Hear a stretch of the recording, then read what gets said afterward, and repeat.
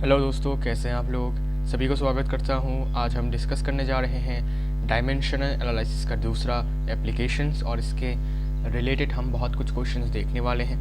ठीक है, तो आइए हम ये देखते हैं कि डायमेंशनल एनालिसिस का दूसरा जो एप्लीकेशन है वो क्या है।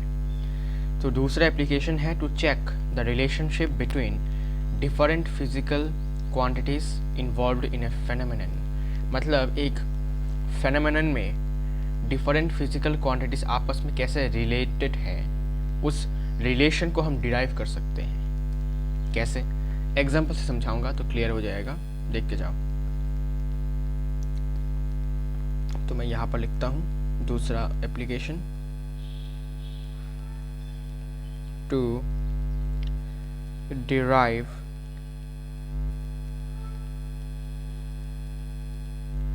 relations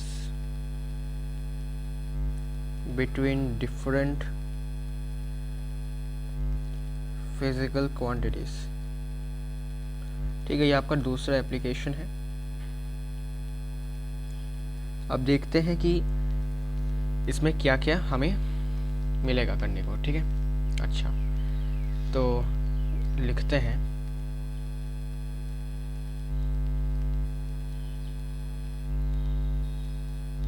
we can derive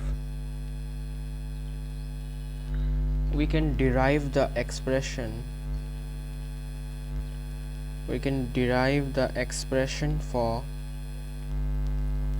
the physical quantity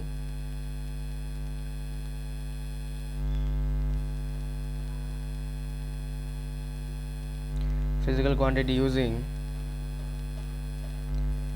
principle of homogeneity।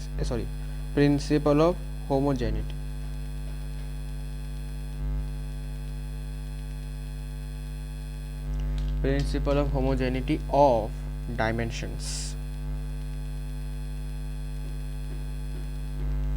If we know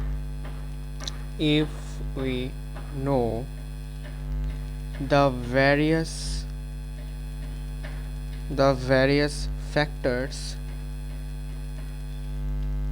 on which a physical quantity depends।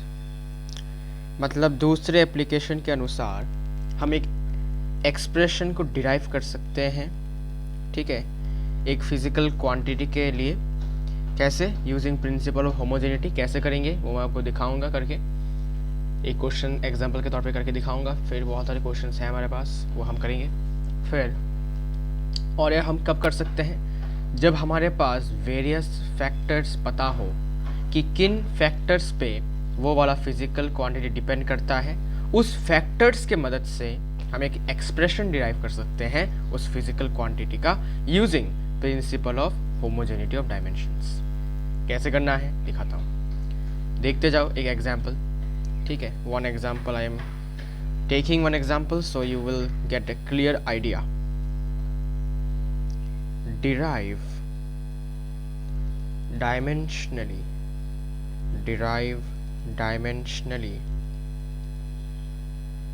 the expression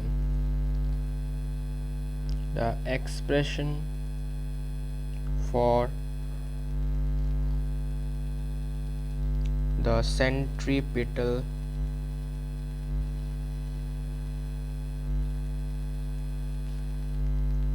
force acting on a body of mass m moving with a velocity v in a circle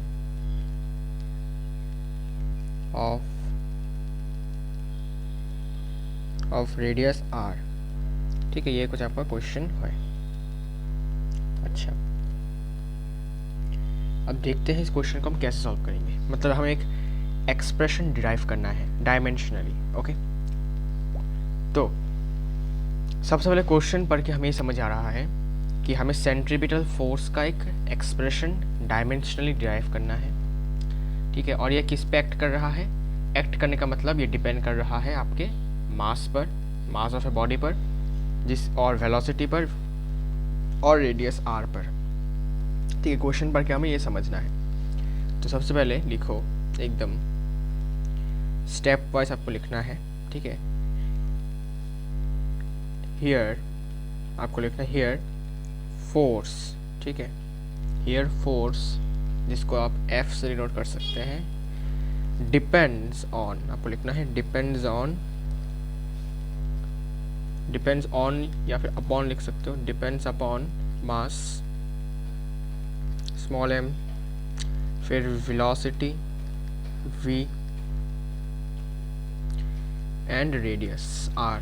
ठीक है, ऐसे लिखना है सबसे पहले आपको, कि आपको बताना है कि भाई किन किन फैक्टर्स पे हमारा फोर्स डिपेंड करता है। तो मैंने आपको क्या बोला था कि अगर हमें पता चल जाता है कि वो फिजिकल क्वांटिटी किस फैक्टर पे डिपेंड करता है, तो हम आराम से उस फिजिकल क्वांटिटी के लिए एक एक्सप्रेशन डिराइव कर सकते हैं। यहाँ पर वो फिजिकल क्वांटिटी है फोर्स। फोर्स किस पे डिपेंड कर रहा है, उसके फैक्टर्स हमें पता है, एक है फैक्टर मास, एक है वेलोसिटी, एक है रेडियस। तो इनके मदद से हम अभी इस फिजिकल क्वांटिटी फोर्स के लिए एक एक्सप्रेशन हम डिराइव कर सकते हैं। चलिए, तो अभी क्या करना है आपको, सबसे पहले आपको लिखना है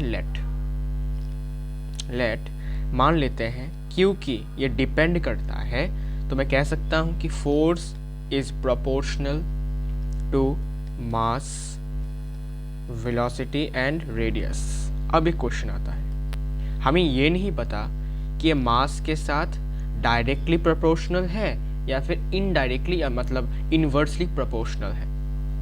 समझ आया? क्योंकि ऐसा भी तो हो सकता है, डिपेंड्स का मतलब ये नहीं होता कि डिपेंड्स का मतलब कि ये डायरेक्टली प्रोपोर्शनल है।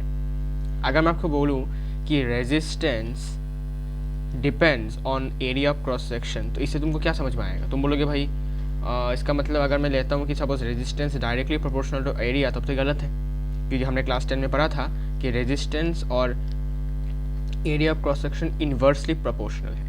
तो जब मैंने बोला कि resistance depends on the area of the cross section, तो इससे तुम ये कंक्लूड नहीं कर पाए कि ये डायरेक्टली प्रोपोर्शनल था या इनडायरेक्टली मतलब इन्वर्सली प्रोपोर्शनल था। समझ आया? तो वैसे ही डिपेंड्स का मतलब प्रोपोर्शनल कैसा है, इन्वर्सली है या डायरेक्टली प्रोपोर्शनल है, वो हमें नहीं पता। एट द सेम टाइम अगर मैं उससे कहूँ कि kinetic energy is directly proportional to temperature, ठीक है, या फिर मैं आपको ऐसा कहूँ कि kinetic energy depends on temperature. ठीक है, अगर मैं ऐसा कहूँ तो तुम क्या कंक्लूड करोगे? तुम बोलोगे भाई हाँ, ये तो समझ में आ रहा है कि काइनेटिक एनर्जी इसके साथ प्रोपोर्शनल है, लेकिन प्रोपोर्शनल डायरेक्टली है या इन्वर्सली प्रोपोर्शनल है वो नहीं पता। और आपको ये भी पता होगा, क्लास 9th में हमने पढ़ा था कि kinetic energy is directly proportional to temperature का स्क्वायर। अब देखो कि यहाँ पर तो स्क्वायर अभी आ रहा है भाई, पावर भी आ रहा है। इसका मतलब फोर्स जो है आपका, यहाँ पर मास का कुछ पावर भी हो सकता है, क्या पता फोर्स मास के स्क्वायर के साथ प्रोपोर्शनल हो या फिर इन्वर्सली प्रोपोर्शनल हो मास के स्क्वायर के साथ, ये तो हमें नहीं पता चल रहा। ठीक है, तो डिपेंड्स वर्ड से हमें ये पता नहीं चल पा रहा है कि यहाँ पर पावर आएगा या नहीं। जैसे कि देखो, अगर उन्होंने कहा कि kinetic energy depends on temperature, तो यहाँ देखो ये टेम्परेचर के ऊपर एक पावर भी आ गया है। इसका मतलब पावर भी आ सकता है।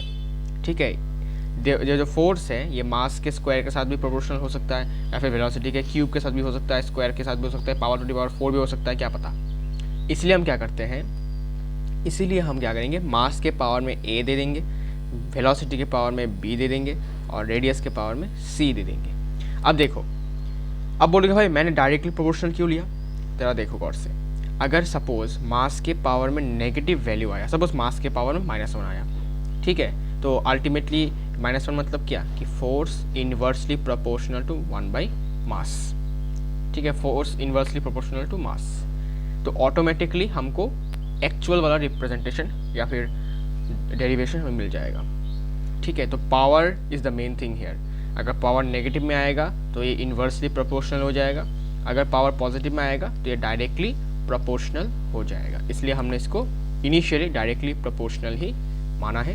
अब पावर पे डिपेंड कर रहा है कि अगर पावर नेगेटिव आता है तो फिर ये इन्वर्सली प्रोपोर्शनल होगा, और अगर पावर पॉजिटिव आता है तो ये डायरेक्टली प्रोपोर्शनल होगा। तो पावर निकालना is the main factor here. Okay, इसके बाद आपको क्या करना है, प्रोपोर्शनलिटी वाले साइन को हटाना है। तो प्रोपोर्शनलिटी वाले साइन को हटाने के लिए हमारे पास एक कांस्टेंट हमें चाहिए होता है, जिसको हम k मानते हैं। ठीक है, k इंटू एम का पावर a, वेलोसिटी का पावर b और रेडियस का पावर c।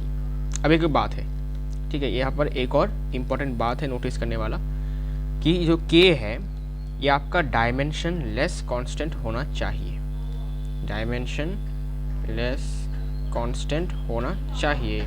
ऐसा क्यों? बिकॉज अगर डायमेंशन लेस कांस्टेंट नहीं होगा तो फिर आपको ये डेरिवेशन करने का नहीं मिल पाएगा, मतलब आप डेरिवेशन नहीं कर पाओगे, आपको यहाँ पर आके रुक जाना पड़ेगा। ठीक है, so this is one limitation of this dimensional analysis, कि ये जो k है अगर ये डायमेंशन लेस कांस्टेंट नहीं हो पाया तब भाई आप इस डेरिवेशन को नहीं कर पाओगे, आप इस डेरिवेशन को प्रोसीड नहीं कर पाओगे। तो this is one limitation of dimensional analysis. ठीक है, इसके बारे में हम बाद में पढ़ेंगे। इसके बाद आपको इसको इक्वेशन 1 मान लेना है, समझ आया?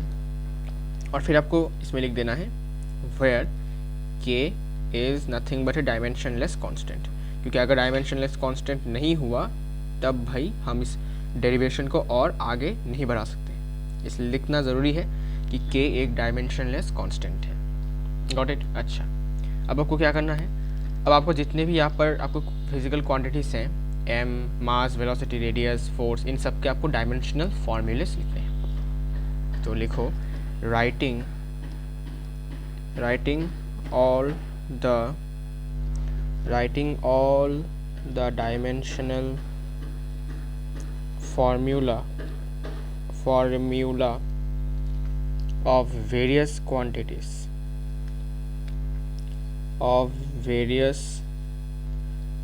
involved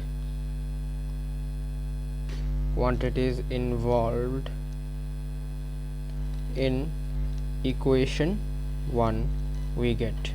ठीक है, ये पहला क्वेश्चन है, एग्जाम्पल का क्वेश्चन है, इसलिए मैं थोड़ा लंबा करके लिखवा रहा हूँ। ठीक है, बाद वाले क्वेश्चन से मैं शॉर्टकट में लिखूंगा, लेकिन आपको एग्जाम में ऐसे ही लिखना है। ठीक है, नहीं तो मार्क्स नहीं देंगे भाई, सिंपल सा फंडा है, उनको थोड़ा सा फुल स्टेप दिखाने पड़ेंगे, लेकिन कॉम्पिटिटिव एग्जाम में आपको शॉर्टकट में करना पड़ेगा। ठीक है, अच्छा, इसके बाद तो फोर्स का dimensional formula mlt-2 third bracket लगाया equals to k dimensionless constant है, मतलब डायमेंशन नहीं है, 1 होगा, 1 लिखने की ज़रूरत नहीं है। m क्या है? मास, मतलब कैपिटल M, इसका पावर में a, इनटू वेलोसिटी, इसका dimensional formula lt-1 third bracket और इसके पावर में कितना है? b है, इनटू रेडियस मतलब क्या? 1 काइंड ऑफ लेंथ, मतलब l होगा, इसके पावर में c। ठीक है, इसके बाद mlt-2 इक्वल्स टू m के पावर में a इंटू l के पावर में b इंटू t के पावर में माइनस b इंटू l के पावर में c। ये आपका हो जाएगा। ओके, ठीक है, कैसे हुआ समझ में आया? तो बहुत आसान है कि जब भी पावर इसमें होल है तो इसके पावर में b आएगा, इसके पावर में भी b आएगा। ठीक है, नहीं तो आपको पता है एक्सपोनेंशियल लॉज है ये सब, बस मैं बता रहा हूँ, कोई दिक्कत वाली बात नहीं है इसमें। अब देखो यहाँ पर 2 l है, तो आपको इसको प्लस करना पड़ेगा पावर को, क्यों? बिकॉज मल्टीप्लिकेशन में है तो पावर्स क्या होंगे? प्लस हो जाएंगे।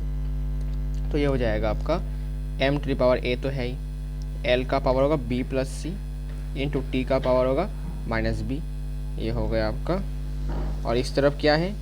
mlt-2।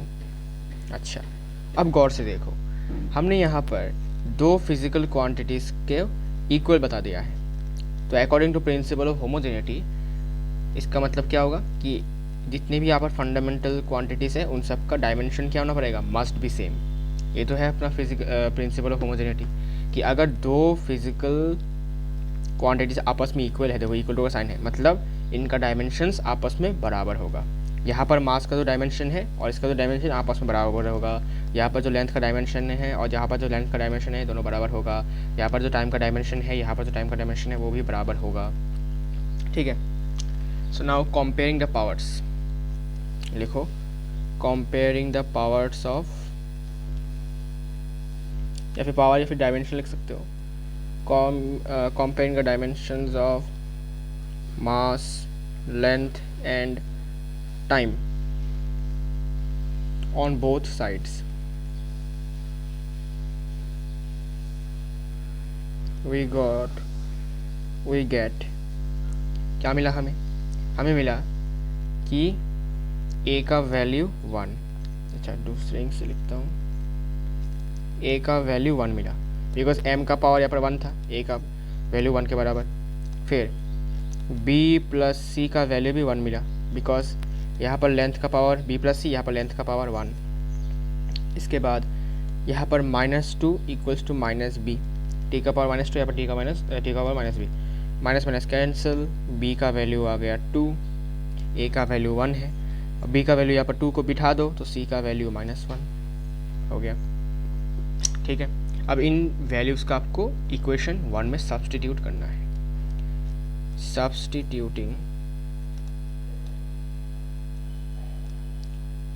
substituting the values of A, B and C in equation 1 we get, देखते हैं क्या मिला। इक्वेशन 1 कौन सा था? ये वाला था, है ना। F equals to K into M के पावर में A का वैल्यू 1 लिखने की ज़रूरत नहीं है। वेलोसिटी V के पावर में B था स्क्वायर, और R के पावर में, रेडियस के पावर में -1, तो -1 मतलब क्या, नीचे चला जाएगा। तो F equals to K into MV square by आपका R। ठीक है, तो हमने क्या किया, सिर्फ और सिर्फ A के जगह पर 1 पुट कर दिया, B के जगह पर 2 पुट कर दिया, और C के जगह पर -1 पुट कर दिया। और जहाँ पर भी माइनस आया इसका मतलब ये हुआ कि फोर्स जो है वो रेडियस के साथ इन्वर्सली प्रोपोर्शनल है, और बाकी मास और वेलोसिटी के स्क्वायर के साथ डायरेक्टली प्रोपोर्शनल है। तो यहाँ से हमें ये पता चल गया कि फोर्स मास के साथ डायरेक्टली प्रोपोर्शनल है, वेलोसिटी के स्क्वायर के साथ डायरेक्टली प्रोपोर्शनल है, और रेडियस के साथ इन्वर्सली प्रोपोर्शनल है। अब देखो हमारा आंसर इतना तक ही है। तुम बोलोगे भाई के का वैल्यू मतलब क्यों नहीं निकाला? बिकॉज ये एक लिमिटेशन है, आपका दूसरा लिमिटेशन है डायमेंशनल एनालिसिस का। हमें के का वैल्यू कभी भी पता चलेगा, ठीक है, कभी नहीं पता चलेगा, डायमेंशनली नहीं पता चलेगा। लेकिन अगर हम एक्सपेरिमेंट करेंगे और एक्सपेरिमेंट थ्योरेटिकली अगर देखते हैं तब जाके हमें के का वैल्यू मिल सकता है, नहीं तो डायमेंशनली हमें ये कभी नहीं मिलेगा। ये एक और लिमिटेशन है आपके डायमेंशनल एनालिसिस का। ठीक है, इसके बारे में बात करेंगे बाद में, लिमिटेशन के बारे में। लेकिन अभी के लिए तुमको याद रखना है कि के का वैल्यू जो है ये आपको कभी नहीं मिलेगा। ऐसे आपको बहुत सारे क्वेश्चंस मिलेंगे। फॉर एग्जांपल आपको एक और क्वेश्चन मैं वो करवाऊंगा जिसमें आपको विस्कस फोर्स जो होता है F equals to 6 pi R eta V होता है, तो 6 पाई का जो वैल्यू है वो K हो जाएगा। ठीक है, ये आपको इसके जगह पर K आ जाएगा, और 6 K का वैल्यू जो 6 पाई है ये आपको डायमेंशनली पता नहीं चलेगा, एक्सपेरिमेंटली पता चल सकता है लेकिन डायमेंशनली पता नहीं चलेगा, तो उसकी जगह पर हमें K लिखना पड़ेगा, और बाकी का रेडियस ईटा और वेलोसिटी रहेगा। ठीक है, अभी करवाता हूँ इस क्वेश्चन को, देखो। तो क्वेश्चन ये है, कहा गया क्वेश्चन, हाँ क्वेश्चन ये है द विस्कस फोर्स एक्टिंग, ये तो हमारा एग्जांपल था ना। हाँ क्वेश्चन, रुको थोड़ा सा,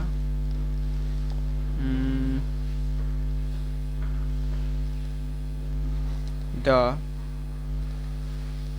viscous force F, the viscous force F acting on a spherical body of mass, अच्छा रुको, spherical body of mass बाद में लिखूंगा, spherical body falling in a viscous liquid, viscous liquid की जगह पर फ्लूइड भी लिख सकते हो, फ्लूइड या फिर liquid depends on number 1 coefficient of viscosity, coefficient, अरे क्या हो रहा है, कोएफिशिएंट ऑफ विस्कोसिटी। नंबर 2, इसको मैं ईटा से डिनोट करता हूँ, है ना, कोएफिशिएंट ऑफ विस्कोसिटी। फिर velocity of body, velocity of body v। Number 3, radius r, radius r of body, radius r of body and this. Okay,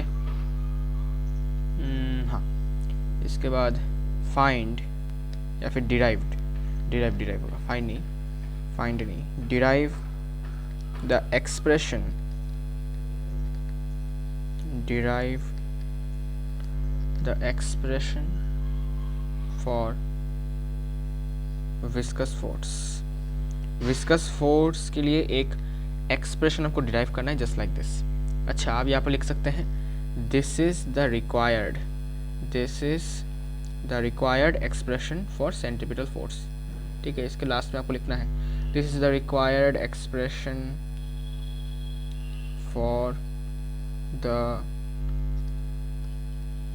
centripetal force. ठीक है, अब मैंने यहाँ पर तो बहुत अच्छे से स्टेप वाइज लिखा है, अब मैं आगे से और ऐसा नहीं लिखूंगा, शॉर्टकट में लिखूंगा टाइम बचाने के लिए। ठीक है, लेकिन आपको एग्ज़ाम में, स्कूल के एग्ज़ाम में ऐसे लिखना, नहीं तो भाई सर लोग, मैम लोग मार्क्स नहीं देते। ठीक है, कॉम्पिटिटिव एग्ज़ाम में आप लिख सकते हैं, ठीक है, शॉर्टकट में, लेकिन टाइम बचाने के लिए। लेकिन स्कूल के एग्ज़ाम में आपको पूरा मतलब A to Z आपको सब कुछ लिखना पड़ेगा स्टेप वाइज। ठीक है, अच्छा, तो इस क्वेश्चन को कैसे करेंगे, बहुत आसान है। देखो, सबसे पहले क्वेश्चन में गिवन है कि विस्कस फोर्स जो है भाई साहब, ठीक है, वो किस पे डिपेंड करता है, क्वेश्चन में ऑलरेडी गिवन है। ठीक है, it depends on this, eta Vita सब कुछ गिवन है। Okay, it depends on coefficient of viscosity eta, velocity of the body v, radius of the body. Okay, now derive the expression for viscous force. हमें viscous force का जो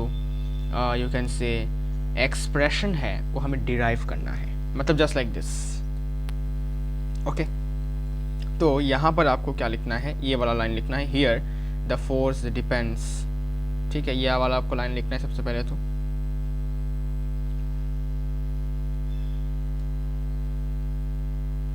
रुको, copy कर लेता हूँ, डुप्लीकेट नहीं करूँगा, कॉपी कर लेता हूँ। इसका कलर चेंज कर देता हूँ, वैसे कलर इसका, हाँ। अच्छा, तो मैंने यहाँ पर लिख दिया कि here the force depends on, पहले लिखो कोएफिशिएंट ऑफ विस्कोसिटी, मैं इसको डायरेक्ट ईटा लिख रहा हूँ, और वेलोसिटी और रेडियस। ठीक है, वो तो सेम ही है। ये लो, तुम्हें यहाँ पर क्या लिखना है, कोएफिशिएंट ऑफ विस्कोसिटी लिख के फिर ईटा लिखना है। मैंने यहाँ पर टाइम बचाने के लिए मैंने डायरेक्ट सिंबल ही लिख दिया। ठीक है, अच्छा, फिर आपको लेट लिखना है फिर से। तो मान लेते हैं लेट, ये जो फोर्स है ये प्रोपोर्शनल है ईटा के पावर a के साथ, वेलोसिटी के पावर b के साथ, और रेडियस के पावर c के साथ। अब हमें नहीं पता कि स्क्वायर के साथ प्रोपोर्शनल है या इन्वर्सली प्रोपोर्शनल है, इसलिए हमने इसको ऐसे लिख दिया। अब पावर आने पर हम समझ पाएंगे कि क्या है इसका फंडा। फिर क्या करना है, प्रोपोर्शनलिटी वाले साइन को हटाओ तो एक k डायमेंशनलेस कांस्टेंट आएगा हमारे यहाँ पर, ईटा का पावर a, वेलोसिटी का पावर b, रेडियस का पावर c। इसको इक्वेशन 1 मान लेना है और लिखना है कि k यहाँ पर डायमेंशनलेस कांस्टेंट है। ये नहीं लिखोगे तो मार्क्स नहीं मिलेंगे। ठीक है, ये लिखना ज़रूरी है, डायमेंशनलेस कांस्टेंट। इसके बाद क्या करना है, एज आई सेड, सारे के सारे जितने भी आपको डायमेंशंस हैं सब कुछ लिखना है। तो राइट ऑल द डायमेंशंस, तो मैं और लिख नहीं रहा स्टेटमेंट को, बस आपको f मतलब फोर्स है तो mlt-2 इसका डायमेंशनल फार्मूला है। k डायमेंशनलेस है, कुछ भी होगा नहीं। ईटा का डायमेंशन क्या है, ml-1 t-1। ठीक है, याद रखना है, ml-1 t-1 का पावर में a होगा, इनटू v वेलोसिटी है मतलब lt-1 का पावर में b होगा, और रेडियस मतलब लेंथ 1 काइंड ऑफ, तो l के पावर में c होगा। ठीक है, अब लेफ्ट हैंड साइड को जैसा है वैसे ही रखो, राइट हैंड साइड को थोड़ा सा हमें मॉडिफाई करना पड़ेगा। MLT-2 यहाँ पर होगा m के पावर में a इंटू l के पावर में माइनस a इंटू t के पावर में माइनस a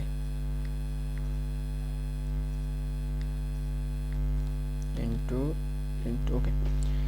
इसके बाद यहाँ पर l के पावर में b है, यहाँ पर t के पावर में माइनस b है और यहाँ पर l के पावर में c है। तो सेम बेस जितने भी हैं उन सबको हमें पावर्स को प्लस करना है, ये आपको याद रखना है, ठीक है। जो सेम बेस यहाँ पर लेंथ है और टाइम है, ओके। तो ये होगा MLT-2, m तो यहाँ पर अकेला ही है, m का पावर a इंटू l का पावर होगा minus a plus b plus c, ठीक है। और टाइम के पावर में माइनस a और माइनस b। अब यूजिंग प्रिंसिपल ऑफ होमोजेनिटी, क्योंकि दोनों फिजिकल क्वांटिटीज आपस में बराबर हैं, इसका मतलब इनके डायमेंशंस भी बराबर होने चाहिए, मस्ट बी सेम। तो यहाँ से मैं लिख सकता हूँ कि a का पावर 1 होगा, l का पावर 1 है, यहाँ पर ये है, तो minus a plus b plus c 1 होगा, और -2 equals to minus a minus b। तो मैं क्या करता हूँ, -2 यहाँ से minus common, a plus b, इसके बाद a का वैल्यू आपको पता है 1 है, तो -2 equals to -1 plus b, minus minus काटो, तो 2 इधर आएगा, 1 इधर आएगा, तो b का वैल्यू भी 1 आ जाएगा, b का वैल्यू 1 आ गया, ओके। अच्छा, इसके बाद b का वैल्यू पता चल गया है, a का वैल्यू पता चल गया है, तो यहाँ पर c का वैल्यू निकल जाएगा, तो -1 plus 1 plus c equals to 1, 1 और 1 कट गया, c का वैल्यू भी 1 आ गया, सिंपल। तो सबका वैल्यू 1 आ गया है, सबके वैल्यू 1 है, तो इनको हमें पुट करना है अभी इक्वेशन 1 में। तो इक्वेशन 1 में हमने इसको पुट किया, तो f equals to k into eta to the power 1, velocity to the power 1 और रेडियस टू द पावर 1। ये आपका एक्सप्रेशन हो गया, ठीक है। अब एक बात देखो, मैंने आपको बताया था कि विस्कस फोर्स का असल फॉर्मूला क्या है। विस्कस फोर्स का असल फॉर्मूला है 6 pi into radius into eta into velocity, ठीक है भाई। तो ये जो 6 पाई था ये हमारा डायमेंशनलेस कांस्टेंट था, जो कि हमारा k है। इसका वैल्यू हमें कभी भी पता चलेगा, ऐसा तुम मत सोचना, ये डायमेंशनली कभी भी पॉसिबल नहीं है कि हमें पता चलेगा इसका वैल्यू। तो डायमेंशनली ये कभी भी पॉसिबल नहीं है कि इसका वैल्यू हमें पता चले कि k का वैल्यू क्या होगा। k का वैल्यू जो 6 पाई होगा, ये वैल्यू हमें कभी पता नहीं चलेगा डायमेंशनली। तो इसको हमें एक्सपेरिमेंटली करके देखना पड़ेगा, तभी जाकर हमें k का वैल्यू मिलेगा। ये एक लिमिटेशन है हमारे डायमेंशनल एनालिसिस का।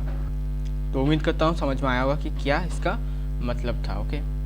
तो मैं इसको लिख देता हूँ यहाँ पर, this is the required expression, this is the required expression for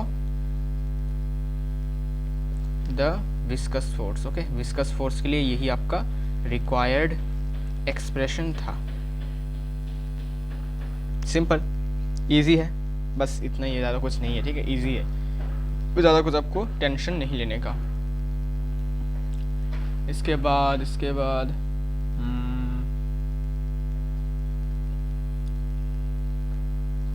ये वाला क्वेश्चन करके देखो, ठीक है। थोड़ा वेट करो, क्वेश्चन कहाँ गया है, ये वाला क्वेश्चन।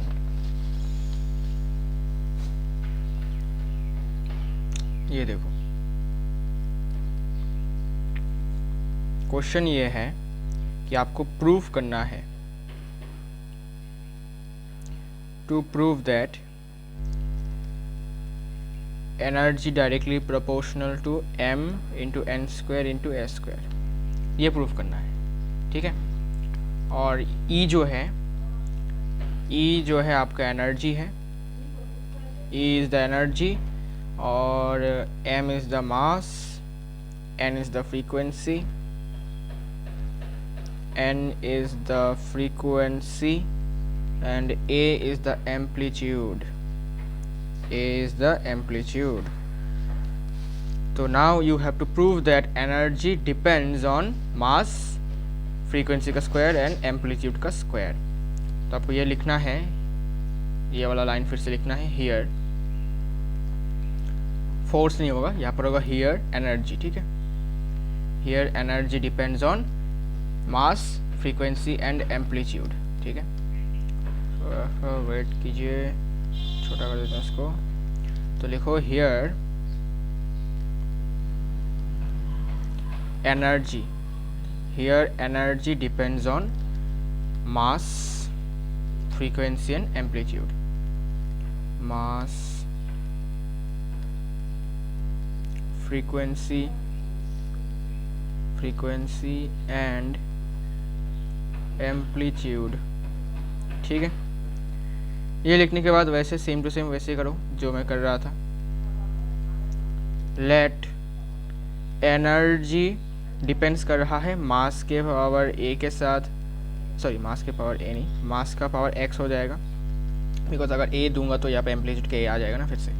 तो मास के पावर एक्स के साथ, फ्रीक्वेंसी के पावर वाई के साथ और एम्पलीट्यूड के पावर जेड के साथ, ठीक है। हो गया। हमें नहीं पता कि कौन से पावर के साथ प्रोपोर्शनल है, इन्वर्सली प्रोपोर्शनल है, हमें नहीं पता, ठीक है। इसके बाद क्या करना है, बहुत सिंपल, प्रोपोर्शनलिटी वाले साइन को हटाओ तो हो जाएगा m का पावर x, n का पावर y, a का पावर z, इक्वेशन 1 मान लो, जहाँ पर k होगा डायमेंशनलेस कांस्टेंट, ठीक है। सेम टेक्निक है, कुछ नया नहीं है, सेम टेक्निक है, डायमेंशनलेस कांस्टेंट, ठीक है। अच्छा, डायमेंशनलेस कांस्टेंट है। इसके बाद इन सबका डायमेंशनल फार्मूला लिखो।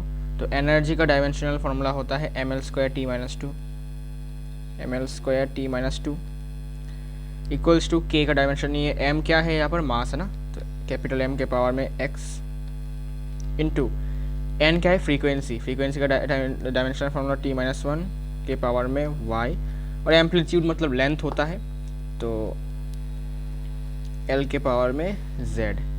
इसके बाद ये हो जाएगा m का पावर x इंटू t का पावर -y इंटू l का पावर z, ठीक है। इसको थोड़ा ठीक से सजाते हैं। तो m का पावर x, फिर l का पावर z, फिर t का पावर -y, ठीक है।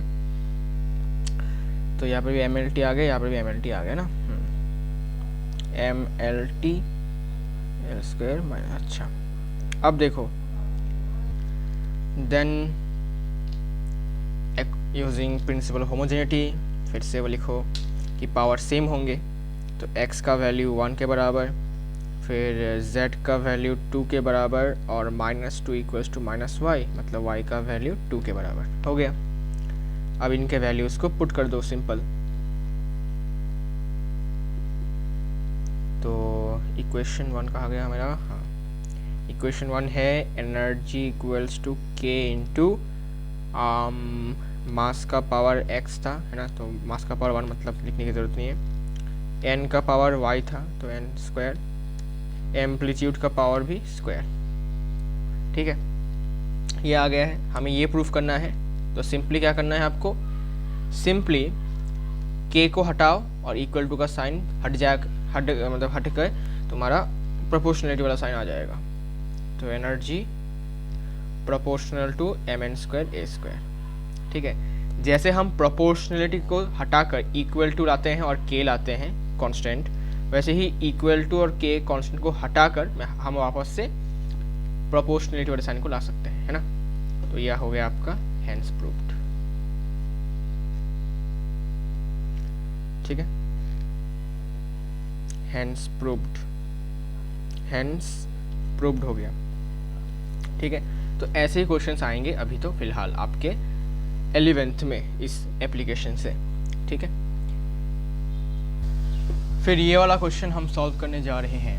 The orbital velocity v of a satellite में depend on mass, the distance r from the centre of the earth and acceleration due to gravity.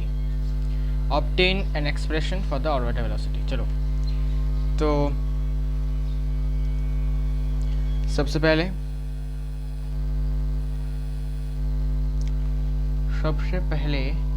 ये आपका, हाँ, वही लिखना पड़ेगा आपको। हियर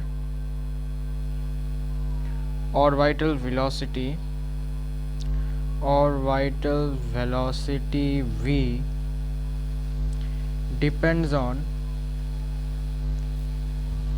mass, distance,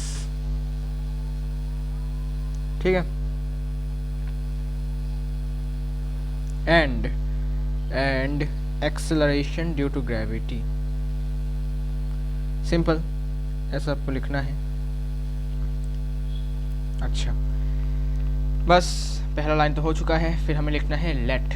मान लेते हैं लेट ये जो हमारा वेलोसिटी है ऑर्बिटल वेलोसिटी, ये प्रोपोर्शनल है मास के साथ, डिस्टेंस r के साथ और acceleration due to gravity g के साथ। ओके, तो इसका पावर मैं a मान लेता हूँ, इसका पावर b, इसका पावर मैं c मान लेता हूँ। ठीक है, अच्छा, फिर प्रोपोर्शनलिटी वाले साइन को हटाऊंगा, इक्वल टू लाऊंगा और k कांस्टेंट लाऊंगा, m का पावर a, r का पावर b, g का पावर c।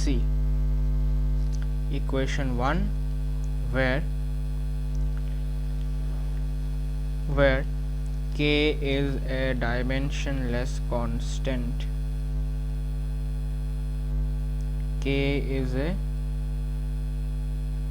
dimensionless constant। इसके बाद क्या करना है, इसके बाद सबका डायमेंशनल फार्मूला लिखना है। वेलोसिटी है मतलब LT-1 होगा, यहाँ लिखता हूँ LT-1 थर्ड ब्रैकेट, m क्या है, mass, capital M, third bracket to the power a, into radius है मतलब डिस्टेंस है मतलब लेंथ है, l to the power b, into g क्या है, एक्सेलरेशन ड्यू टू ग्रेविटी मतलब एक्सेलरेशन ही है मतलब LT-2 third bracket to the power c। तो ये होगा LT-1 third bracket left hand side में, राइट हैंड साइड में m का पावर a, फिर l का पावर b प्लस c और t का पावर -2c। ठीक है, डायरेक्टली लिख लिया मैंने। अच्छा, इसके बाद क्योंकि दोनों फिजिकल क्वांटिटी सेम है, इक्वल टू का साइन है बीच में, इसका मतलब इनका डायमेंशंस भी सेम होगा। ठीक है, तो a का पावर होगा 1, फिर a का पावर 1 नहीं, a का पावर 0 होगा। कैसे दिखाता हूँ, यहाँ पर m का पावर कितना है, 0 है, तो a का वैल्यू 0 के बराबर होगा, तो a का वैल्यू 0 के बराबर और b प्लस c का वैल्यू 1 के बराबर और -2c का वैल्यू -1 के बराबर, और फिर माइनस माइनस कैंसिल, c का वैल्यू हाफ होने से b का वैल्यू कितना होगा, b का वैल्यू भी हाफ होगा। ठीक है, पावर्स मिल चुके हैं। अब हमें बस इक्वेशन 1 में इस पावर को बिठाना है।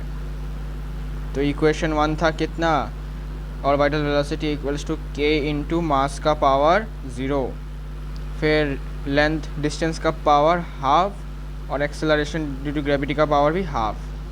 तो फिर देखा जाए तो ये हो जाएगा v equals to k into m का पावर 0 मतलब 1 लिखने की ज़रूरत नहीं है, r का पावर हाफ मतलब रूट के अंदर, g का पावर हाफ मतलब रूट के अंदर, तो मैं डायरेक्ट लिख देता हूँ इसको रूट GR। ठीक है, ये हो जाएगा आपका इसका expression for the orbital velocity. अब एक बात गौर से ध्यान देना है आपको, क्या कि क्वेश्चन में लिखा था कि ऑर्बिटल वेलोसिटी में depend on mass, distance r and acceleration due to gravity, लेकिन जब हमने इसका एक्सप्रेशन डिराइव किया तो यहाँ पर देखने को मिला कि वेलोसिटी जो है हमारा ऑर्बिटल वेलोसिटी वो मास पे डिपेंड करता ही नहीं, बिकॉज यहाँ पर मास वाला कोई क्वांटिटी है ही नहीं। तो डायमेंशनल एनालिसिस हमें ये भी पता चलता है कि कोई फिजिकल क्वांटिटी, ठीक है, उसका कोई फैक्टर है भी या नहीं। जैसे कि मास, पहले हमने देखा था कि मास को हमने लिया था, मास को हमने एज अ फैक्टर लिया था ऑर्बिटल वेलोसिटी का, लेकिन बाद में देखा गया एक्सप्रेशन में कि भाई ऑर्बिटल वेलोसिटी मास पे डिपेंड करता ही नहीं। तो डायमेंशनल एनालिसिस की मदद से हम ये भी देख सकते हैं कि क्या असल में, क्या रियली वो फैक्टर वो फैक्टर पे डिपेंड करता है हमारा ऑर्बिटल वेलोसिटी या फिर कोई भी फिजिकल क्वांटिटी या फिर नहीं। तो हमने देखा कि मास लिखा हुआ था कि मास पे डिपेंड करता है, लेकिन एक्चुअली में यहाँ पर हमें देखने को मिला कि ये मास पे डिपेंड नहीं करता, बल्कि सिर्फ और सिर्फ distance from the earth distance from the centre of the earth and the acceleration due to gravity पे डिपेंड करता है, ठीक है। So this is your required expression, this is your required expression for orbital velocity, ठीक है। This is the required expression, this is the required expression, ठीक है। This is the required expression for the orbital velocity. ये वाला question करके दिखाओ, try करके देखो। तो टाइम पीरियड है एक सिंपल पेंडुलम का, तो टाइम पीरियड डिपेंड करता है एक सिंपल पेंडुलम का किस पे, मास ऑफ द बॉब पे, लेंथ ऑफ द थ्रेड पर और एक्सेलरेशन ड्यू टू ग्रेविटी पर। अब हमें एक एक्सप्रेशन निकालना है, डिराइव करना है टाइम पीरियड के लिए। तो हमें बताया कि time period equals to 2π√L/g, ठीक है। तो हमें 2π तो नहीं मिलेगा, तो हमें k इंटू ये मिलेगा, ठीक है। देखते जाओ।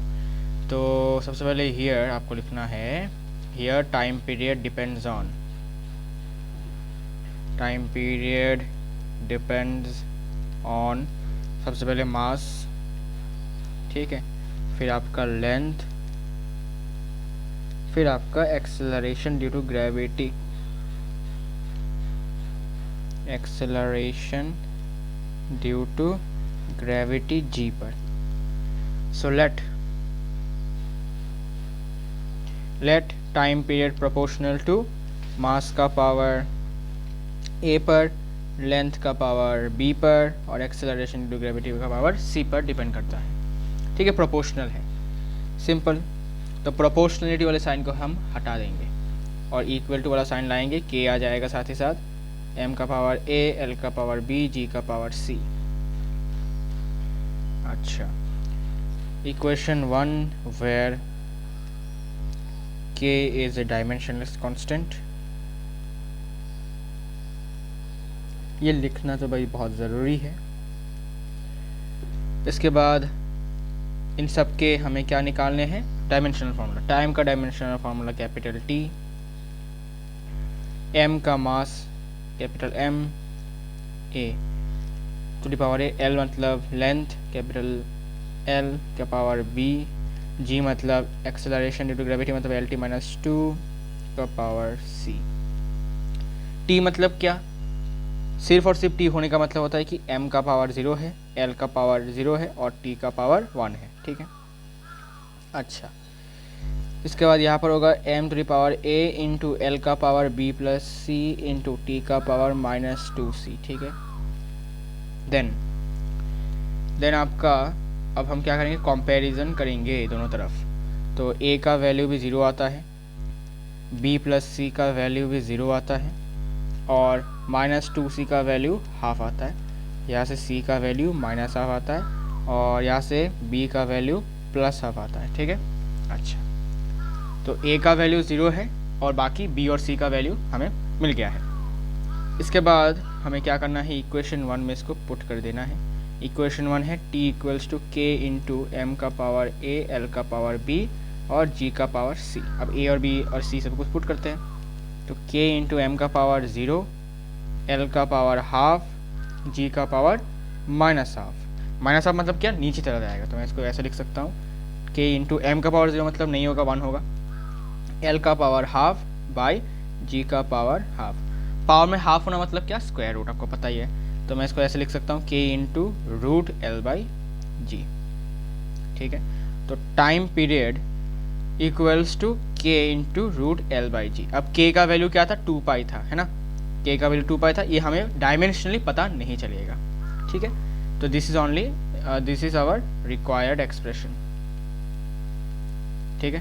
तो मैंने बताया था लिमिटेशन है कि k का वैल्यू जो 2π है ये हम डायमेंशनली नहीं बता सकते हैं, लेकिन एक्सपेरिमेंटली हम ये बता सकते हैं एक्सपेरिमेंट करके, ठीक है। हो गया, क्वेश्चन को समझ में आ गया होगा आपका, ठीक है। ऐसे आपको डिराइव करना होता है, ठीक है। फिर ये वाला तुम करके दिखाओ, ये एप्लीकेशन 1 का क्वेश्चन है वैसे, ठीक है। एप्लीकेशन 1 का क्वेश्चन, एप्लीकेशन 1 का क्वेश्चन है, चेक द वैलिडिटी, ओके,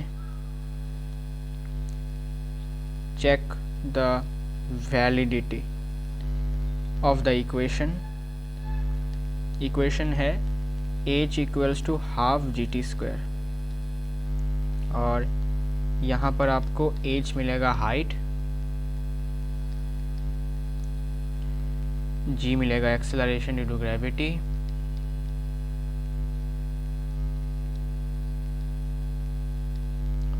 और t मिलेगा टाइम। ये डायमेंशनली करेक्ट है, ठीक है, ये आपको प्रूफ करके बताना है। मतलब ये जो इक्वेशन आपको मिला है ये करेक्ट है, ये वैलिड है, ये हमें चेक करना है वैलिड है कि नहीं, क्या ये वैलिड है या नहीं, हमें देखना पड़ेगा भाई। तो देखते हैं। सबसे पहले तुमको लिखना है कि भाई देखना है कि कितने टर्म्स हैं। तो 2 टर्म्स है, ये है और ये पूरा एक टर्म। तो सबसे पहले हम लेफ्ट हैंड साइड का जो टर्म है एज हाइट, उसका डायमेंशनल फार्मूला लिखते हैं। हाइट मतलब one kind of length, length मतलब कैपिटल एल। अब dimensional formula of half G T square, half G T square का डायमेंशनल फार्मूला, हाफ एक नंबर है, डायमेंशन नहीं है। जी मतलब एक्सेलरेशन मतलब एल टी माइनस 2 होता है, ठीक है, इसका dimensional formula, into T square मतलब टाइम का स्क्वायर, मतलब कैपिटल टी का स्क्वायर। तो जाहिर सी बात है टी स्क्वायर और T to the power -2 cut जाएगा, तो बच जाएगा आपका एल। तो दोनों तरफ आपके जितने भी टर्म्स हैं सबका डायमेंशन सेम है, इसका मतलब we can say that it is dimensionally correct. तो मैं इसको एक काम करता हूँ, कॉपी कर लेता हूँ वाला स्टेटमेंट, कहा गया, हाँ ये वाला स्टेटमेंट, ये वाला स्टेटमेंट मैं कॉपी कर लेता हूँ और मैं इसको यहाँ पर आके बिठा देता हूँ, ठीक है। तो डायमेंशनली करेक्ट है, ये लो भाई, हो गया। अच्छा, सो आसान सा क्वेश्चन था। इसके बाद थोड़ा न्यू टाइप ऑफ क्वेश्चन है मेरे पास, 2 क्वेश्चन है न्यू वाले क्वेश्चन से, थोड़ा सा देखो इसको कैसे करना है। क्वेश्चन है कि अगर डेंसिटी, इसको तुम डी से डिनोट करो, स्मॉल डी से, acceleration due to gravity, acceleration due to gravity, इसको तुम जी से डिनोट करो, स्मॉल जी, और फ्रीक्वेंसी जिसको तुम एफ से डिनोट करो, frequency, okay, are taken as fundamental quantities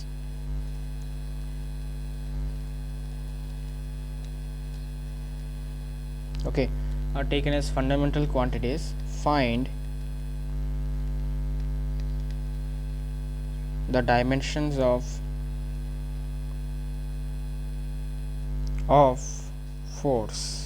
ये बहुत ही नया क्वेश्चन आपके लिए। इस क्वेश्चन को सॉल्व कैसे करना है मैं आपको बताता हूँ। सबसे पहले क्वेश्चन को पढ़ के समझो कि हमें मानना है कि density, acceleration due to gravity और फ्रीक्वेंसी ये हमारे फंडामेंटल क्वांटिटीज हैं, ठीक है। अब अगर हम इनको फंडामेंटल क्वांटिटीज मानते हैं apart from mass, length, time, then force का डायमेंशन अभी दिखने में कैसा होगा, ठीक है। तो तुम बोलोगे भाई ये कौन सा क्वेश्चन है भाई। क्वेश्चन ऐसा है कि फोर्स को हम डायमेंशनली जब देखते थे तो कैसा लगता था, MLT-2। ये कब होता था, जब हमने मास, लेंथ और टाइम को अपना फंडामेंटल क्वांटिटी माना, तब ये दिखने में कुछ ऐसा होगा। लेकिन अगर हम इसी को चेंज करके अभी density, acceleration due to gravity और फ्रीक्वेंसी को ले, तो अगर हम इनको अपना फंडामेंटल क्वांटिटी मानते हैं, तो अब फोर्स का डायमेंशनल फार्मूला दिखने में कैसा होगा ये हमें बताना है। तो हम क्या करते हैं, हम थोड़ा चालाकी करेंगे। चालाकी इसलिए कि हम मान लेते हैं कि जो फोर्स है उसका डायमेंशनल फार्मूला d का कुछ पावर a होगा, या फिर d का कुछ पावर आपका x होगा, g का कुछ पावर आपका y होगा, और फ्रीक्वेंसी का कुछ पावर z होगा, ठीक है। अच्छा, थर्ड ब्रैकेट क्यों यूज़ किया हमने, पागल। तो ये आपको लेट करना है, ठीक है, ये आपको लेट करना है। लेट कर लिया है इसको, ठीक है। हमने मान लिया कि चलो मानते हैं कि जो फोर्स है उसका वैल्यू d का पावर कुछ x होगा, मतलब डेंसिटी का पावर कुछ x होगा, एक्सेलरेशन ड्यू टू ग्रेविटी का पावर कुछ y होगा, और फ्रीक्वेंसी का पावर कुछ z होगा। हमें नहीं पता कितना हो सकता है, ये पावर्स हमें निकालना है, ठीक है। हमारा काम क्या है, हमारा काम है इन पावर्स को निकालना, ठीक है। इन पावर्स को अगर हम निकाल लेंगे तो हमें समझ में आ जाएगा कि आंसर क्या होगा। ठीक है, अब इसको निकालेंगे कैसे, है ना, इसको निकालेंगे कैसे। तो सबसे पहले आपको लेट किया है, लेट करने के बाद थर्ड ब्रैकेट का आपको इस्तेमाल करना है। ठीक है, थर्ड ब्रैकेट यूज़ करो तो बेटर होगा। Third bracket of force, third bracket for density, because ये हमारी क्या है, फंडामेंटल क्वांटिटीज है अभी, तो फंडामेंटल क्वांटिटी के साथ हम थर्ड ब्रैकेट यूज़ करेंगे। थोड़ा सा इसको फोर्स ये लो। इसके बाद क्या करना है, सिंपली सबका डायमेंशन फॉर्मूला आपको लिखना है इन MLT। ओके, देखो फोर्स का क्या होता है, फोर्स का होता है MLT - 2 होता है। ठीक है, अगर मास लेंथ टाइम हुआ। ठीक है, और डेंसिटी को हम मास लेंथ टाइम में कैसे लिख सकते हैं, ml - 3 whole to the power x into acceleration due to gravity को हम लिखते हैं LT - 2 to the power y, और फ्रीक्वेंसी को हम लिखते हैं T - 1 whole to the power z। तो सबको हमने MLT के फॉर्म में लिखा। अब जो पावर हमें यहाँ से मिलेगा, अगर हम वो पावर x, y और z की जगह पर बिठाएंगे तो हम फोर्स को density, acceleration due to gravity और फ्रीक्वेंसी के टर्म्स में एक्सप्रेस कर पाएंगे, अगर हम इनको अपना फंडामेंटल क्वांटिटी मानते हैं तो। अब सिंपल है, MLT - 2 थर्ड ब्रैकेट, और इस तरफ होगा आपका m का to the power x into L to the power -3x plus y into T to the power -2y z third bracket. अब फिर से वही, क्योंकि दोनों फिजिकल क्वांटिटीज आपस में इक्वल टू साइन के साथ है, मतलब इनका डायमेंशन और इनका डायमेंशन सेम होना चाहिए। तो सिंपली वही करो, x का वैल्यू 1 आएगा, L का 3x -3x प्लस y का वैल्यू 1 आएगा, और -2 इक्वल्स टू -2y z आएगा। x का वैल्यू 1 पता है, x का वैल्यू यहाँ पर पुट कर दो तो -3 plus y equals to 1, y equals to +4, y का वैल्यू आ गया 4, और y का वैल्यू 4 आने के बाद यहाँ पर पुट कर देते हैं तो -2 इक्वल्स टू -8 z, तो ये हो जाएगा z इक्वल्स टू -6। ओके, अरे z इक्वल्स टू -6 हो जाएगा। ठीक है, इधर जाएगा और माइनस आ जाएगा। ठीक है, तो अब इन वैल्यूज़ को हमें फिर से पुट करना है हमारे इस इक्वेशन को, इसको मैं इक्वेशन 1 मान लेता हूँ। ठीक है, ठीक है, इक्वेशन 1 में पुट कर देता हूँ वैल्यूज़ को, तो देखने को मिलेगा कि F इक्वल्स टू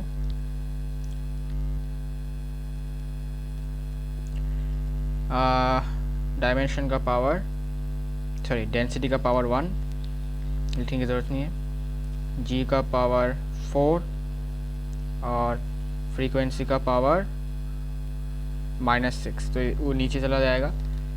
तो dimension of force equals to density का power 1, acceleration due to gravity का पावर 4 और फ्रीक्वेंसी का पावर नीचे जाकर 6। ठीक है, मतलब अगर हमें मास, लेंथ और टाइम को छोड़कर अगर हमें ये बताया जाता कि भाई हमारा अब से हमारा जो फंडामेंटल क्वांटिटीज़ हैं वो है density, acceleration due to gravity and frequency, तो हमें फोर्स को कुछ इस तरीके से हमें डिनोट करना पड़ता। तो पहले हम फोर्स के डायमेंशन को क्या लिखते थे, MLT - 2, लेकिन अगर मास, लेंथ और टाइम हमारा फंडामेंटल क्वांटिटी नहीं रहा और हमारा फंडामेंटल क्वांटिटी हो गया density, acceleration due to gravity and frequency, तब हमें इनको कुछ ऐसे डिनोट करना पड़ता। ठीक है, अच्छा एक काम करो, इसको ऐसे रखो, नीचे लेने की ज़रूरत नहीं है। ठीक है, ऊपर में रखो, पावर को ऐसे रखो, ये हमारा आंसर हो जाएगा। ठीक है, ये हमारा आंसर हो जाएगा। इसको तुम ऐसे भी लिख सकते हो, D का पावर 1, G का पावर 4, F का power -6 third bracket. This is the new dimensional formula of force if density, acceleration due to gravity and force नहीं, frequency is taken as fundamental quantity. तो इस क्वेश्चन को करने का technique यही होता है। लास्ट क्वेश्चन देखो इसका ही टाइप का, कि अगर मान लेते हैं मैंने डायमेंशन लिया, find a dimension of linear momentum and surface tension. Okay, find the dimensions of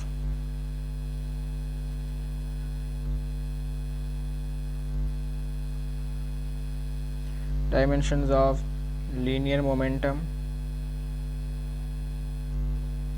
जिसको हम P से डिनोट करते हैं, and surface tension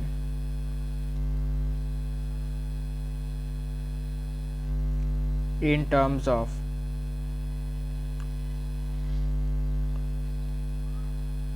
velocity v, density d, and frequency f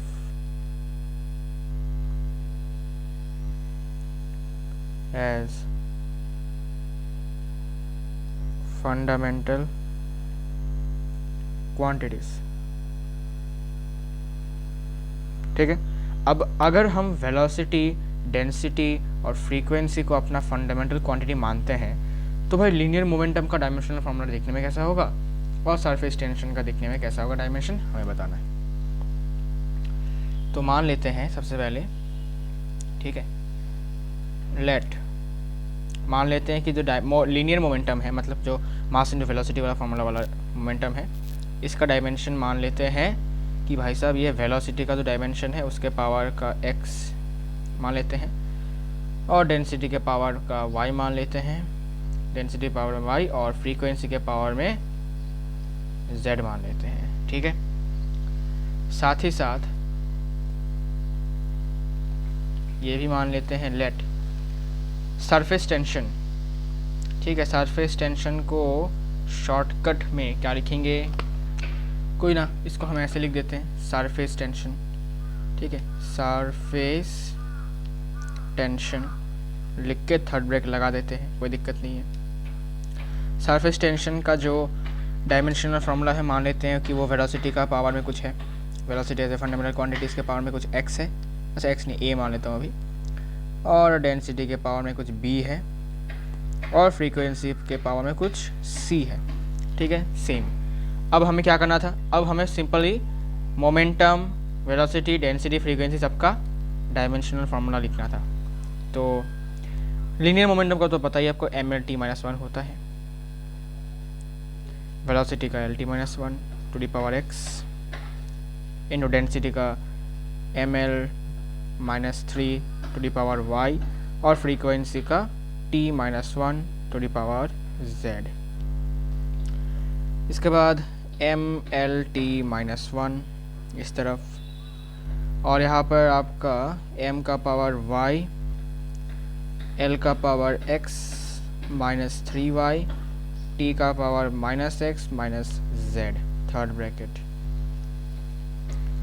then simply dimensions will be equal, so x y का value 1 और x minus 3y का value 1 और minus x minus z का वैल्यू -1। y का value 1 पता है, यहाँ put कर दो तो x minus 3 equals to 1, x का वैल्यू पॉजिटिव 2। ठीक है, और सॉरी पॉजिटिव 4 होगा, पॉजिटिव 4, और यहाँ से x का वैल्यू 4 आ गया तो -4 minus z equals to -1 minus z equals to +3, z equals to -3। ठीक है, ये हो जाएगा आपका लीनियर मोमेंटम का जो वैल्यू है ना, पावर्स के जो वैल्यू है, एक्स वाई जेड के जो वैल्यूज है वो हमें मिल चुका है। तो हम क्या करेंगे, पुट कर देते हैं, ये इक्वेशन 1 मान लो, तो इक्वेशन 1 में हम इनको सब्स्टिट्यूट कर देते हैं। तो क्या था भाई इसका इक्वेशन 1, हाँ, dimension of linear momentum is equal to velocity के पावर में कितना है, वेलोसिटी के पावर में है 4, और इसका ऐसे भी लिख सकते हो, वेलोसिटी के पावर में है 4 इंटू डेंसिटी के पावर में है 1, लिखने की ज़रूरत नहीं है, और फ्रीक्वेंसी के पावर में है -3। ये हो गया थर्ड ब्रैकेट। तो अगर हमारा वेलोसिटी, डेंसिटी और फ्रीक्वेंसी हमारा फंडामेंटल क्वांटिटी होता तो हम इसको लीनियर मोमेंटम को कुछ ऐसे डिनोट करते, ना कि ऐसे। mlt-1 कब डिनोट करते, जब मास, लेंथ और टाइम हमारा फंडामेंटल होता, लेकिन अभी फंडामेंटल कौन है, वेलोसिटी, डेंसिटी और फ्रीक्वेंसी, तो इसको हम कुछ ऐसे हमें डिनोट करना पड़ेगा लीनियर मोमेंटम के लिए। ओके, इसके बाद यहाँ पर देखो सरफेस टेंशन का, सरफेस टेंशन का आपको डायमेंशनल फार्मूला पता होना चाहिए। सरफेस टेंशन का होता है mt-1, 2, ठीक है, एम टी माइनस 2, अच्छा, इक्वल्स टू वेलोसिटी का L T minus 1 to the power a, density का M L minus 3 to the power b, frequency का T minus 1 to the power c. इसके बाद M T minus 2 third bracket, m का power b, l का power a minus 3b और t का power यहाँ से माइनस a माइनस c, ठीक है। इसके बाद फिर से डायमेंशंस सेम होंगे, तो b का वैल्यू आपका 1। क्या आपको यहाँ पर कोई l दिख रहा है? नहीं, मतलब l का पावर 0 है, मतलब 0 और ये वैल्यू बराबर होगा, तो a माइनस 3b का वैल्यू 0 और minus 2 equals to minus a minus c. B का वैल्यू 1 है, यहाँ पुट कर दो तो a minus 3 equals to 0, a का वैल्यू 3। फिर यहाँ पर a का वैल्यू 3 है, तो minus 2 equals to minus 3 minus c, तो c का वैल्यू आपका माइनस 1, ठीक है, हाँ ठीक है, c का वैल्यू माइनस 1। अब हम वैल्यूज़ को पुट कर देते हैं इक्वेशन 1। इक्वेशन 1 में पुट कर देते हैं कि सरफेस टेंशन का जो डायमेंशन होगा वो इन टर्म्स ऑफ वेलोसिटी होगा, वेलोसिटी का पावर 3 और डेंसिटी का पावर 1 और फ्रीक्वेंसी का पावर माइनस 1। यह है dimensional formula of surface tension if the fundamental quantities are velocity, density and frequency, ठीक है। मिला सकते हो कैसे? अब तुम एक काम कर सकते हो कि यहाँ पर तुम मिला दो इसको l T minus 1 whole cube into density का एम एल माइनस 3 और फ्रीक्वेंसी का टी माइनस 1 का पावर माइनस 1। अब इनको कैलकुलेट करो, देखना तुमको एम टी माइनस 2 ही मिलेगा। सरफेस टेंशन का जो आपको पता है फॉर्मूला है वही मिलेगा आपको, ठीक है, सॉरी एम टी माइनस 2 मिलेगा, ठीक है, एम टी माइनस 2। ट्राई करके देखें, प्रूफ करो, तो एल क्यूब हो जाएगा t to the power minus 3 m l cube, sorry m L minus 3 और यहाँ पर टी प्लस 1, ये और ये कट जाएगा, फिर टी माइनस 3 और T minus 1, sorry T minus 3 T plus 1 एक साथ कैलकुलेट होगा, टी माइनस 3 आ जाएगा और यहाँ पर एक एम है तो आ जाएगा एम टी माइनस 2, मिल गया, सरफेस टेंशन का आ गया, ठीक है। ये है इस क्वेश्चन को करने का टेक्निक।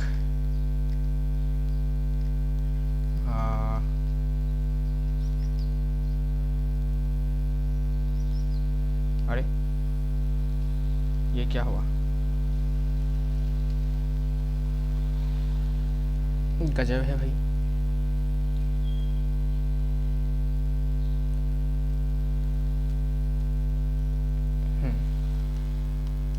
तो ये वाला क्वेश्चन तक हो गया। अच्छा, तो फिर इस एप्लीकेशन से हमने बहुत सारे क्वेश्चंस देख ली हैं, इम्पोर्टेंट क्वेश्चंस जो कि आने के चांसेस हैं, और वो वाले क्वेश्चन हमने देख ली हैं। उम्मीद करूँगा दूसरा एप्लीकेशन आपको समझ में आ गया होगा कि दूसरा एप्लीकेशन क्या कह रहा था, है ना। फिर नेक्स्ट वीडियो में हम तीसरे एप्लीकेशन के बारे में बात करेंगे जो कि है conversion of one system of units into other, है ना। तो CGS से MKS या फिर CGS से कहीं न्यू सिस्टम ऑफ यूनिट्स में हम कन्वर्ट कर सकते हैं, ठीक है। ये हम नेक्स्ट वीडियो में बात करेंगे। तब तक के लिए मिलते हैं फिर से आपसे नेक्स्ट लेक्चर में। तब तक के लिए take care and bye bye.